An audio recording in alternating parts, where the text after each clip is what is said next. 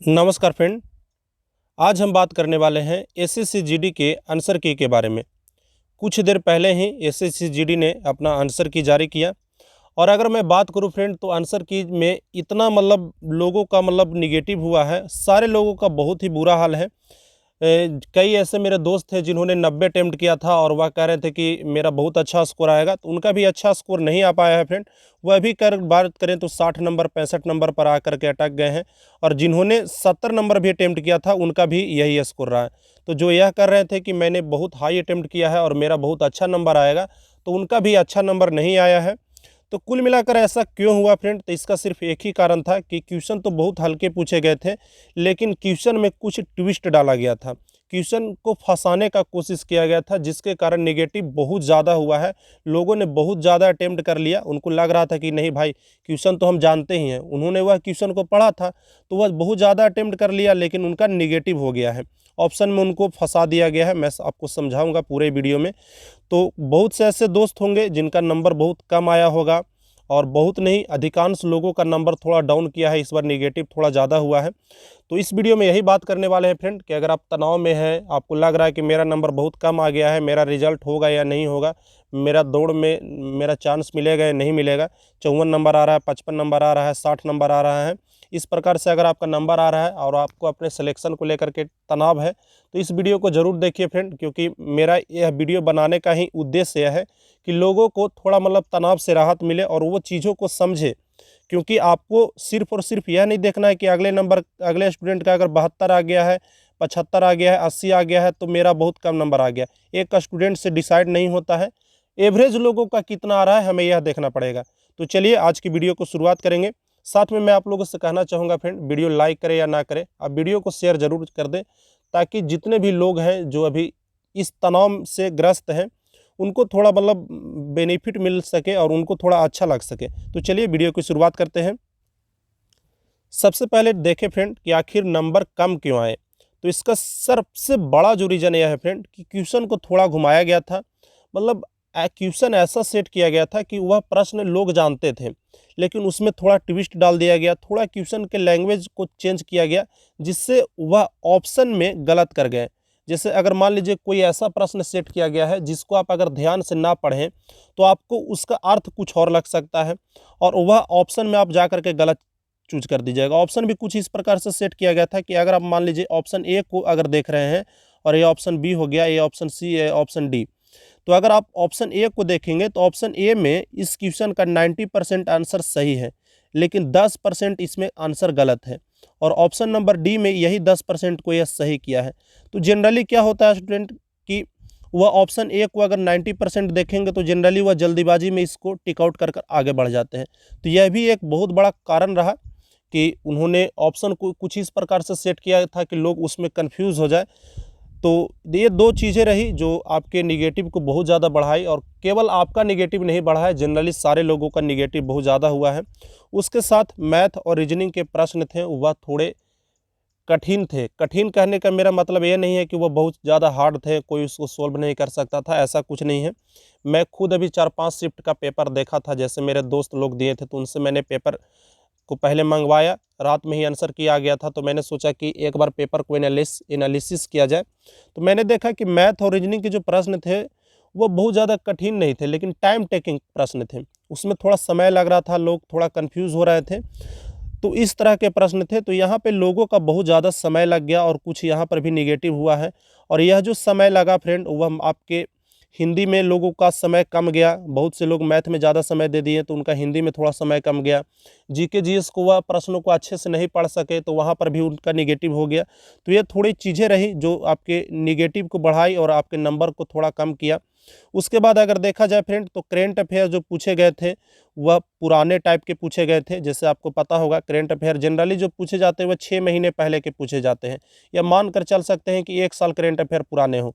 लेकिन कई इसमें ऐसे करेंट अफेयर के प्रश्न देखने को मिले जो 1.5 साल 2 साल पुराने थे। 2019 का भी कुछ करेंट अफेयर पूछा गया था। तो अब आप यह मान कर चलिए कि आपने ही ना केवल 2019 के प्रश्नों को छोड़ा होगा, सारे लोगों ने 2019 के प्रश्नों को छोड़ा होगा। तो सारे लोगों का यहाँ पर दिक्कत हुआ है। तो चलिए अब हम बात कर लेते हैं फ्रेंड कि आखिर आप लोग का कट ऑफ कितना जा सकता है। तो और क्यों कम जा सकता है। सबसे पहले इस बात को हम समझ लेते हैं। तो पहली बात है फ्रेंड कि पहली बार निगेटिव मार्किंग किया गया है एसएससीजीडी में। इससे पहले कभी भी एसएससीजीडी में निगेटिव मार्किंग का कोई प्रावधान नहीं था। लोग जाकर के 100 प्रश्न अटेम्प्ट करते थे, उनमें उनका 80 सही हो जाता था, 75 सही हो जाता था। यानी जिन प्रश्नों को वो नहीं भी जानते थे उसको भी अटेम्प्ट करते थे। और जनरली अगर देखा जाए फ्रेंड तो 2-3 प्रश्न में एक प्रश्न तो सही हो जाता था। तो यहाँ पर निगेटिव मार्किंग किया गया, लोग थोड़ा अटेम्प्ट भी कम किए, और जिन्होंने बहुत ज़्यादा अटेम्प्ट किया उनका बहुत ज़्यादा निगेटिव भी हुआ। आप देख सकते हैं कई लोग 94-95 अटेम्प्ट कर करके बहुत ज़्यादा निगेटिव करके वो 60 पे अटके हुए हैं। तो कुल मिलाकर फ्रेंड निगेटिव मार्किंग की प्रावधान इस बार के कटअप को बहुत ज़्यादा प्रभावित करेगी। अगर कोई यूट्यूबर पिछले बार के कटअप के अनुसार अगर आपको इस बार का कटअप बता रहा है तो वह बिल्कुल फेल होने वाला है, क्योंकि पिछले बार निगेटिव मार्किंग नहीं थे। तो 10 नंबर 15 नंबर आप ऐसे ही जनरली प्लस कर लीजिए। पिछले बार से 10-15 नंबर तो कम जाने ही वाला है। उसके बाद यह है फ्रेंड कि निगेटिव तो सबका हुआ ही, मैंने बात कर लिया। कंपटीशन बहुत कम है। कंपटीशन कम इसलिए है फ्रेंड क्योंकि आपको पता है कि 12 गुना आप लोग का रिजल्ट दिया जाएगा रनिंग के लिए। साथ में कंपटीशन इसमें भी बहुत कम है, क्योंकि देखिए बहुत से ऐसे स्टूडेंट होते हैं जिनका 30 नंबर भी नहीं आया होगा। लगभग अगर मैं बात करूं तो 10 स्टूडेंट में से 2-3 ऐसे स्टूडेंट होंगे जो सिर्फ और सिर्फ एग्ज़ाम देने गए होंगे, पहली बार कंप्यूटर पर बैठने गए होंगे, लेकिन उनका भी कंपटीशन में नाम है। तो ऐसे स्टूडेंट को आप निगलेक्ट करके चलिए। 30 नंबर 32 नंबर भी अगर जो नहीं ला रहे हैं वह एग्ज़ाम के मायने में उनका कोई मतलब ही नहीं होता है, वह तो एग्ज़ाम को कभी क्वालिफाई कर नहीं सकते, वो सिर्फ और सिर्फ भीड़ बढ़ाने जाते हैं। तो कंपटीशन काफ़ी यहाँ पे कम होने वाला है। आप लोग का 12 गुना रिजल्ट दिया जाएगा, लगभग 3.5 लाख के अकॉर्डिंग आप लोग का रिजल्ट दिया जाएगा। तो बहुत ज़्यादा तनाव नहीं लेने चाहिए आप लोग को, क्योंकि बहुत ज़्यादा आप लोग का रिजल्ट दिया जाएगा। रनिंग में आप लोग का सिलेक्शन होने के चांसेस बहुत ज़्यादा हैं कम नंबर पे भी। साथ में फ्रेंड अभी यह आंसर की है, तो आंसर की में बहुत से चीज़ें गलत भी रहती हैं। कई क्वेश्चन पे अभी ऑब्जेक्शन भी किया जाएगा, उसका आंसर में सुधार भी किया जाएगा। तो 2-3 नंबर तो आपके बढ़ने के चांसेस हैं ही। अगर आपके शिफ्ट में से 2-3 नंबर अगर अभी बढ़ जा रहे हैं तो बहुत अच्छी बात है। साथ में कई प्रश्न गलत भी होते हैं, उनका ऑप्शन गलत होता है या क्वेश्चन में एरर होता है, तो उस प्रश्न को डिलीट भी किया जाएगा। तो अभी संभावना है कि आपके प्रत्येक शिफ्ट में 1-2 नंबर तो बढ़ने के चांसेस हैं ही। तो चलिए अब हम कटअप की बात कर लेते हैं कि आखिर क्या सेफ स्कोर रहता है और कितने नंबर में आप लोग को तैयारी करना चाहिए दौड़ की। उससे पहले फ्रेंड हमने अपने चैनल पे एक पोल डाला था जिसमें हमने पूछा था कि लोगों को आखिर कितने नंबर आ रहे हैं। तो 26% जो लोग थे उन्होंने कहा कि मैं 50 से कम स्कोर में ही रह गया। 50 से 60 वाले में 4% है, और 60 से 70 वाले में आप देख सकते हैं 35% लोग हैं, और 70 से 80 वाले में 13% लोग हैं, और 80 से प्लस वाले में 22% लोग हैं। लेकिन जनरली मैं बात करूं फ्रेंड, जो यहाँ पर 80 से प्लस वाले में 22% लिख रहे हैं, ये 22% का आंकड़ा नहीं होगा। मुझे पता है यह 5% या 2-3% का आंकड़ा होगा फ्रेंड, क्योंकि बहुत से ऐसे लोग रहते हैं जिनको अपने नंबर को बढ़ाकर बताने में खुशी मिलती है। लोगों को मतलब होता है, जनरली ह्यूमन नेचर है, तो उसके कारण बहुत से लोग इस पोल में मतलब 22% को चूज कर लिए होंगे। तो जनरली अगर माना जाए फ्रेंड तो 30 से 40% ऐसे स्टूडेंट हैं जिनका स्कोर है वह 50 से कम रह गया है। 50 से 60 में भी बहुत अच्छे खासे स्टूडेंट होंगे, और मुख्य रूप से 60 से 70 वाले में 15 से 20% यहाँ पर भी स्टूडेंट होंगे। तो चलिए अब इसी आंकड़े के अनुसार अब हम कटअप के बारे में बात कर लेते हैं। तो एसएससी जीडी के लिए रनिंग का जो सेफ स्कोर रह सकता है, तो आपको पता होगा कि इसका जो कटअप आएगा वह स्टेट वाइज आएगा, क्योंकि यहाँ हम शॉर्ट फॉर्म में बताने वाले हैं, तो प्रत्येक स्टेट का हम अलग अलग कटअप नहीं बताएंगे।